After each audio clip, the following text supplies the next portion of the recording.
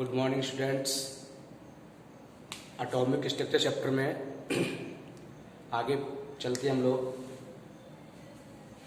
देखिए, पिछली वीडियो में कैथोड किरणों की खोज और उनकी प्रॉपर्टीज के बारे में डिस्कस किया था और उसका E/M का अनुपात भी हम लोगों ने डिस्कस किया था। आज बेटा हम लोग चलते हैं कैनाल किरणों की खोज की ओर। ठीक है ना। कैनाल किरणों की खोज कैसे हुई, प्रोटॉन की खोज कैसे हुई और प्रोटॉन के गुण क्या है, ठीक है ना, और न्यूट्रॉन के बारे में भी आज हम लोग पढ़ेंगे।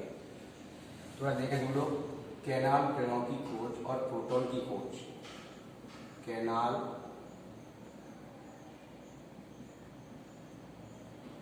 किरणें तथा प्रोटॉन की खोज, the discovery of canal raise and the discovery of proton. तो देखिए, जो गोल्डस्टीन थे उन गोल्डस्टीन ने क्या किया कि वही विषय नलिका ली जो फैराडे और न्यूज पेपर ने ली थी, उसी विषय नलिका में उसको निर्वात कर दिया गया। निर्वात, विसर्जन नलिका।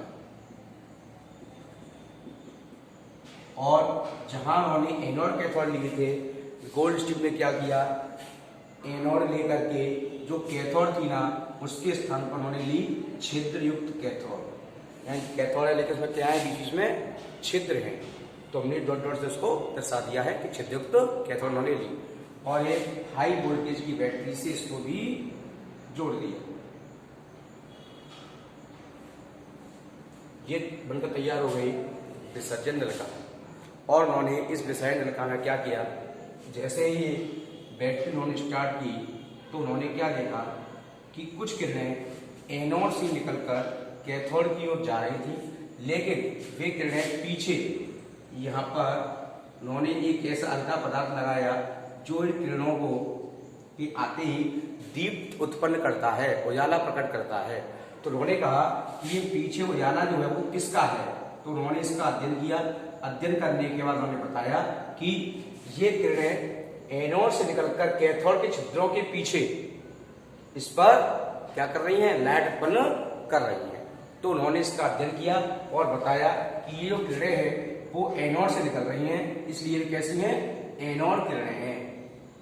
कैसी किरणें हैं वे, एनोड किरणें हैं। उन्होंने बताया कि ये एनोड किरणें जो होती हैं छोटे छोटे कणों से मिलकर के बनी हुई हैं। ये जो कण हैं वो क्या है, छोटे छोटे धनावेशित कण हैं। कैसे हैं, धनावेशित कण हैं। इसलिए उन्होंने इन एनोड किरणों को एक धन किरणें नाम और दिया। क्या नाम दिया, धन किरणें नाम दिया। ठीक है ना। और बताया कि ये जो छोटे छोटे कण हैं वो क्या है, प्रोटॉन के कण हैं, धन कण हैं, यानी कि वो कौन से हैं, प्रोटॉन हैं। और इन्हीं किरणों को उन्होंने नाम दिया कैनाल किरणें। एनोड किरणों को क्या नाम दिया, कैनाल किरणें उन्होंने नाम दिया। अच्छा, आगे बढ़े आप लोग पढ़ते हैं कि जो कैनाल किरणें यानी कि प्रोटॉन होते हैं उनकी प्रॉपर्टीज क्या क्या है। कैनाल किरणों के गुण या धन किरणों के गुण। पहली बात सेम है कॉमन कैथोड किरणों की तरह कि ये किरणें भी एक सरल रेखा में गति करती हैं, सीधी रेखा में ही चलती है, कोई जिगजैग पोजीशन की नहीं होती है। दूसरी प्रॉपर्टी इनकी क्या है कि ये किरणें सूक्ष्म कणों से मिलकर के बनी होती हैं।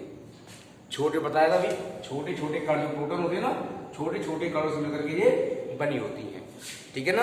अगली प्रॉपर्टी है कि ये किरणें चुंबकीय या विद्युत क्षेत्र में, अगर इनके चारों ओर विद्युत या चुंबकीय क्षेत्र एक्टिव कर दिया जाए तो क्या बताते हैं कि ये किरणें कैथोड की ओर या ऋणावेशित प्लेट की ओर मुड़ जाती है।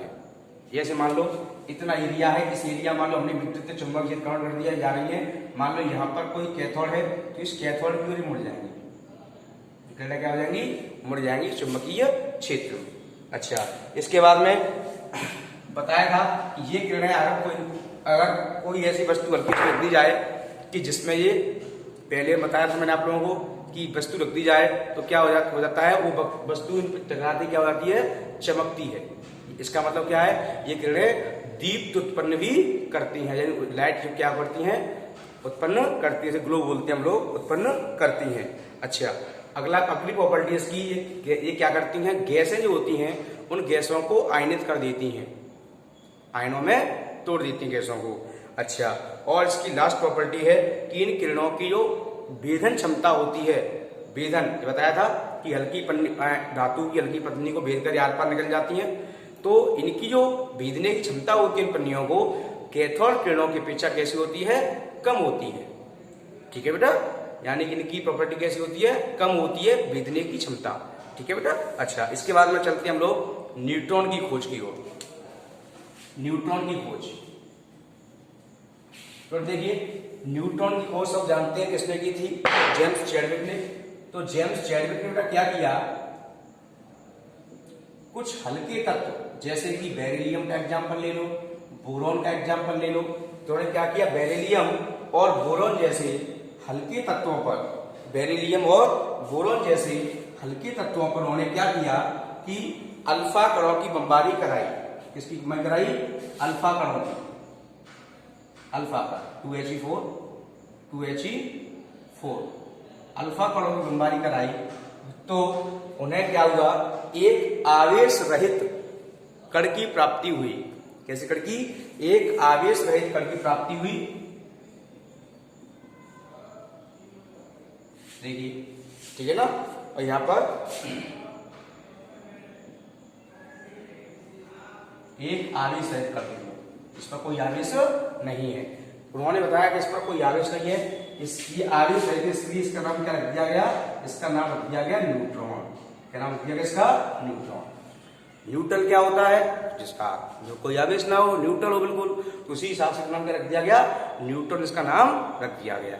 देखो बेरिलियम की रिएक्शन लिख दी मैंने और बोरॉन की रिएक्शन मैंने लिख दी। और अब बता दूं आप लोगों को, जो तत्व होता है उसके नीचे अगर इस तरह कोई क्रमांक लिखा जाता है, इसका मतलब होता है, ये होता है आपका परमाणु क्रमांक। क्या होता है, परमाणु क्रमांक। ऊपर संख्या होती है, इसका नाम है द्रव्यमान संख्या या द्रव्यमान भार, द्रव्यमान भार, इसका द्रव्यमान भार, इसका परमाणु क्रमांक। ठीक है बेटा, इस तरह से होती है। जैसे हीलियम की बात करें तो 2 और 4, परमाणु क्रमांक 4, द्रव्यमान संख्या 4, इस तरह से होती है। ठीक है बेटा। अच्छा, इसके बाद में न्यूट्रॉन के गुण की ओर चले हम लोग। What is the property of neutron, neutron के गुण क्या है। सबसे पहला न्यूट्रॉन को हम लोग प्रदर्शित कैसे करते हैं, एन से, सबको पता है, स्मॉल एन से प्रदर्शित करते हैं हम लोग। और नाभिकीय अवक्रियाएं जो होती हैं, ठीक है ना, उन नाभिकीय अवक्रियाओं में साथ उसको 0 और 1 अभी लिखा था उसमें मैंने। नाभिकीय अवक्रिया में बमबारी कराई जाती है अल्फा कणों की, बीटा कणों की, वो नाभिकीय अवक्रियाएं होती हैं, उनमें दर्शाते इसको 0 और 1 से। ठीक है ना, इसमें प्रोटॉन एक भी नहीं है और द्रव्यमान संख्या इसकी कितनी होती है, 1 होती है। अच्छा, सेकंड प्रॉपर्टी देखें इसमें। सेकंड प्रॉपर्टी इसकी क्या है कि न्यूट्रॉन पर सबको पता है कोई आवेश नहीं होता है। कैसा होता है, आवेश रहित होता है। ठीक है ना, इसलिए ये विद्युत या चुंबकीय क्षेत्र में कैसा रहता है, अप्रभावित रहता है। विद्युत या चुंबकीय क्षेत्र में इसका कोई प्रभाव नहीं होता है, ना तो धनावेशित कण की ओर या धन प्लेट की ओर मुड़ती है और ना ही ये ऋण प्लेट की ओर मुड़ती है, यानी इनका कोई भी प्रभाव नहीं होता है, ना तो विद्युत क्षेत्र में और ना ही चुंबकीय क्षेत्र में। अगली प्रॉपर्टी आती है कि न्यूट्रॉन की त्रिज्या कितनी होती है, 10⁻⁻13 सेंटीमीटर। जो न्यूट्रॉन है, ठीक है ना, उसकी रेडियस कितनी होती है, 10⁻⁻13 सेंटीमीटर, इतनी छोटी होती है। 10⁻⁻13 सब लोग समझते ही होंगे, कितना हो गया। अगर हम बात करें तो 1 लगाकर यहाँ 0 लगाए, अगर 1 के बाद में कितने 0 आएंगे, हम क्या 0.1, तो कई 0 आएंगे, 3 0 आएंगे, 1 2 3 4 5 6 7 8 9 10 12 13, इतनी छोटी होती है, 1 से इतनी छोटी, ये इसकी त्रिज्या होती है न्यूट्रॉन की। काफी छोटी हो गई ना, इतनी छोटी है बेचारे, हमको इसको हम लोग देख भी तो नहीं सकते ना, इतनी छोटी है। अब भाई इतनी छोटी है, पता कैसे लगाया, पता जिन्होंने लगाया वो उनको पता होगा कैसे लगाया था।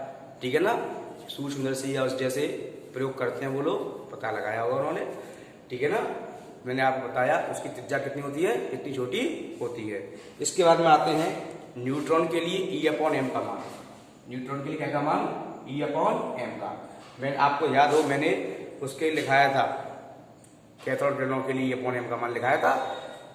ऐसे इसके लिए मैं बता दूं E/m का मान इसके लिए जो होता है कैसा होता है, बिल्कुल शून्य होता है। कैसा होता है, शून्य होता है।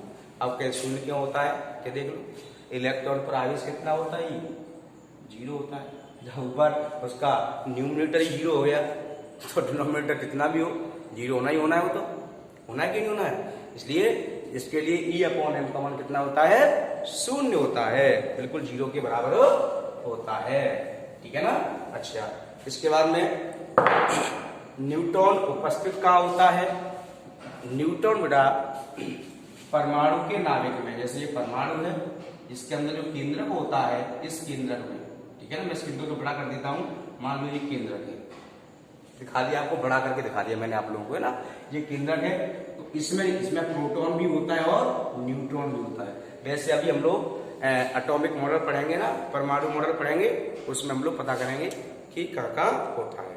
तो बेटा देखिए मैंने आप लोगों को यहाँ पे अभी इलेक्ट्रॉन, प्रोटॉन, न्यूट्रॉन की खोज मैंने आप लोगों को कराई, इनकी प्रॉपर्टी लिखाई, ठीक है ना। इसके बाद में मैंने आपको बताए जाएंगे परमाणु का मॉडल, क्योंकि हमें पता है, हम बड़े शुरुआती पढ़ चुके हैं हम लोग कि परमाणु क्या होता है, कि परमाणु के 3 स्थायी कण होते हैं, इलेक्ट्रॉन, प्रोटॉन और न्यूट्रॉन, जो इसका स्थायित्व बनाए रखते हैं। थोड़ा देखो, अब उसके कणों के बारे में पता चल गया, यानी उसके सभी पार्ट्स मिल गए हम लोगों के, समझ लो। हमें कुछ चीज बनानी है, जानकारी करनी है, तो पहले हम उसके पार्ट्स देखते हैं, पार्ट्स बनाते हैं। अब पार्ट्स के बारे में जानकारी हो गई, उसके उनका स्थायित्व बनाए रख रहे हैं, वो पार्ट्स ही तो है उसके, तो उसके पार्ट्स के बारे में जानकारी हम लोगों को हो गई। अब हम लोग पढ़ेंगे कि परमाणु मॉडल किस प्रकार होता है, परमाणु मॉडल कैसा होता है, ठीक है ना। अगली वीडियो में परमाणु मॉडल के बारे में अध्ययन हम लोग करेंगे।